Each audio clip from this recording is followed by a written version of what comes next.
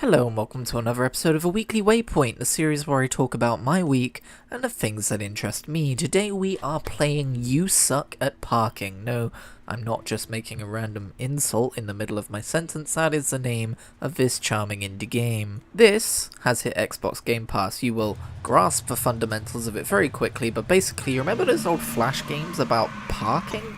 It's that, but mixed with like a Micro Machines kind of energy and like a Trackmania style online play where you're all maybe not quite Trackmania because you can actually fuck with each other, you can bump into each other, you are all tangible, but you know, you're kind of like racing to do it the fastest. You know, it's likening it to Trackmania might be a bit weird, but it reminded me of Trackmania. I would also liken it a little bit to mini golf games in that you're trying to reach like it's not a hole, but you know, an objective, and you know, there's scores, and okay, this is getting a little bit stretched thin, but you can see what the game is. And one last thing about it too, you're not allowed to stop accelerating. You can kind of finagle it, you can kind of like get down to like 1 or 2 miles an hour at points and it looks like you've stopped, but you haven't really. Or maybe there's like a grace period of like a second or two if you do fully stop. I don't think there is though, it doesn't feel like there is. But as you can see, wacky shenanigans ensue.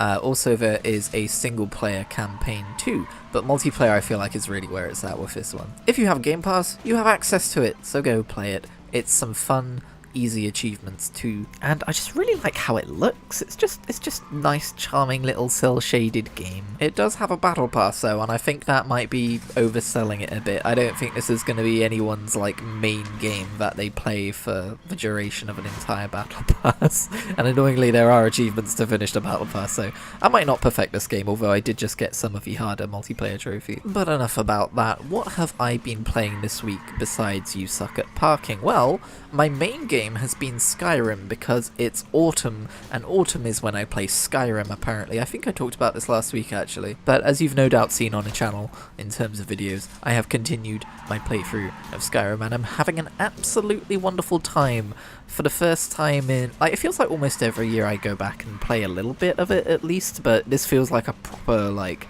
time for a playthrough, time to really sit down and eat my meat and potatoes that were cooked in Skyrim. It might help that normally when I play Skyrim I feel like I tend to I had so much fun discovering the outlaw side of Skyrim, like the Thieves Guild and the Dark Brotherhood, when I first played through it, because I started my playthrough doing like Mages Guild stuff and main story stuff. It was quite a bit till I got to like this whole other aspect of the game, but I feel like nowadays that's where I go to first because I have such fond feelings about it. So this time I've been doing a two-handed melee dude. Yeah, I really had to specify that it was melee after I said two-handed. But he is called Reinvolt. He is a proper Nord's Nord, and he is a Dragonborn. And I've basically been doing like the Companions questline, the Dragonborn questline. I'm going to do the Civil War questline, and it's pretty fun. I've never played as a two-handed person in that game. Wait, hang on. Let me rephrase. I've always had two hands, but I've never played as a no, I can't fucking talk. I have never cleaned people from cleft to twain. That's not how you say that. I've never used like two-handed axes and stuff in that game because I tend not to in video games with two-handed stuff because it can be a bit slow, but you know what, while it's slow, it's also really fun. If you would like to see more about my adventures through Tamriel, feel free to go to my channel and click on those handy dandy videos which are called Adventures in Tamriel. No, Skyrim. I'm thinking of ESO because I found I've got some ESO clips left on my system from months ago, and I'm thinking I might edit them into a video, but I'm also concerned that if I do that I will get the itch to go and play ESO again, which is, to be honest, kind of already starting up, and I'm kind of in the middle of WoW. I've kind of just put Final Fantasy to bed, so I guess there's room in my life for another MMO, but I don't know, man. I still haven't checked out High Isle. I should probably go check out High Isle. I heard good things. But I want to focus on this Skyrim playthrough. I've perfected the game on Steam. I think it would be fun to perfect it again on Xbox, or at least milk it for all the gamer score it's worth. I'm trying to get away from like being like, I want to perfect this game and then never perfecting any game. I still only have one Xbox perfection, and it is for a short game called Omno, that's the one. But it's nice to just have games which you can see have been played to death, even if they haven't been perfected. Like if you go to my achievements, if you go to my true achievements profile at least and filter by like most achievements gained, you can see like Assassin's Creed Origins is up there, which I am still working through, by the way, very, very slowly and very, very occasionally. Trying to value having games with lots of gamer score in them over like being like, I don't have any perfected games and I want to perfect all the games. It's just not how my brain works, is it? I've talked about the way my brain works to death, but it's something that bugs me every single day of my life, so that's why I keep talking about it. Skyrim is not the only video game I have been playing this week. I've actually been dipping my toe into a few different Game Pass releases because there have been some decent ones. I have only done like the first main level, but I've played through the first main level of Metal Hellsinger, which is on Game Pass right now, and that is a fucking rad as shit game. Reese got super into it and played through the entire thing in a day. So I was like, it was weird. It should have been more on my radar because I fucking love Doom, right? And it's basically Doom, but like to a rhythm. It's basically Doom, but what's the name of the game? The roguelike where you do it to the beat of the song. Crypt of a Necrodancer. It's like Doom meets Crypt of a Necrodancer. But there's already been like a few of these games out, and my main issue was like wondering, like, Doom 2016 is quite an intricate shooter, and I feel like I'd be restricted if I had to do it to the beat of a rhythm or the rhythm of a beat or whatever. But no, it's pretty damn natural feeling because after a while you're not like doing it like listening to the beat. You're not like looking on screen for the arrows to hit the right points. You literally do get in sync with the music, and that's pretty sexy. Sorry to be gratuitous, but sexy really is the only word for it. It's a sexy game. It makes you feel pretty damn cool. One option that game has, which is really, really helpful, is it has a latency adjuster for like, it's made for wireless headphones, but I have a very specific use case where I route my game sound through my Elgato through my PC. Even though I'm playing on my Xbox, I'm listening to my Xbox through my PC basically because of how I record. And that means I have a slight bit of latency. I can tell you it's like 36 milliseconds of latency because this game let me basically just by way of just calibration of pressing the buttons when I heard the noise, it told me I had 36 millisecond latency, audio latency. So when I see things happen on the screen, it's like there's 36 milliseconds of when I'm seeing the character move their lips and the audio hitting my ears, but because it's such a short space of time, it usually isn't a problem. But for rhythm games, it's kind of a problem, so I'm really fortunate they included that option. I mean, I don't really plan to make a video about that game, so at the end of the day I could just plug my headphones into my controller or something instead while I'm playing that game. But you know, it's nice to not to have to faff around. That I said too many words in that sentence, didn't I? I also checked out a bit of Ni no Kuni. I have a weird history with the Ni no Kuni franchise in that everyone loves Ni no Kuni 1, and everyone says Ni no Kuni 2 is just okay, and I have played Ni no Kuni 2, or at least I've played about 10 hours of it, and I really enjoyed what I played of it. It's one of the many JRPGs that I'm like, I'll get back to that one day. Sorry Ni no Kuni 2, go join the pile. You will have plenty of friends. But when this one got stealth dropped onto Game Pass, I was like, oh, you know, this is a chance for me to check out the original, which is so highly critically acclaimed. And I'm not overly familiar with Studio Ghibli. I think I've seen 2 of their films. I've seen Howl's Moving Castle and Tales from Earthsea. But I really enjoyed both of those movies. If you want to hear me talk more about Tales from Earthsea, go to my VOD channel and scroll down until you see a playlist called Pictures Without Pictures. We did a movie podcast for a bit. It's on hiatus for...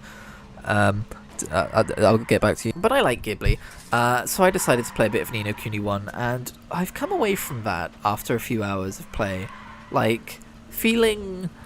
Maybe it's because I've been playing JRPGs like Xenoblade Chronicles and Tales of Arise, which are very mature and have lots of like themes of death and rebellion and mortality.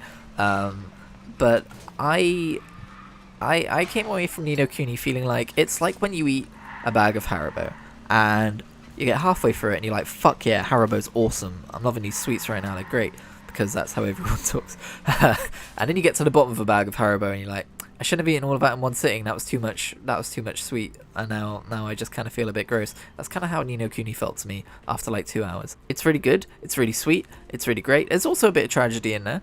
But it's just a little too much whimsy, you know? It's a little too much whimsy all of the time. Maybe I need to get more into it, but yeah, it felt very Lion Witch in the Wardrobe, which was pretty cool. But with all of these JRPGs in my backlog, I don't know if I'm really going to pursue Ni no Kuni 1 any further at this point in time, but I'm glad I got the opportunity to try it out at least.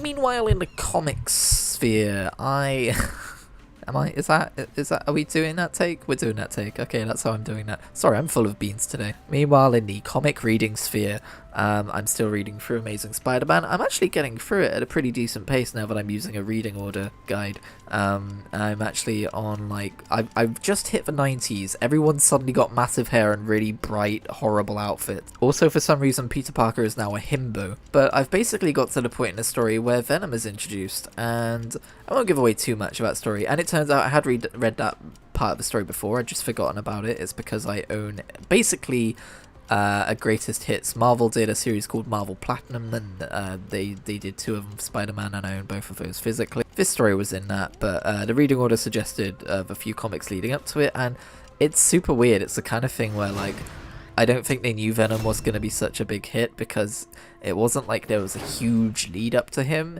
He was kind of, the lead up to him was kind of buried in like a C-plot story involving a character called Chance. And as I'm reading through it, I'm like, wait, doesn't Venom like appear in like an issue? And like there's been hardly any trace of him. Like Eddie Brock's kind of shown up off screen in the last pages of the comic before Venom shows up, and it's like, oh, this really wasn't given a huge amount of like cinematic.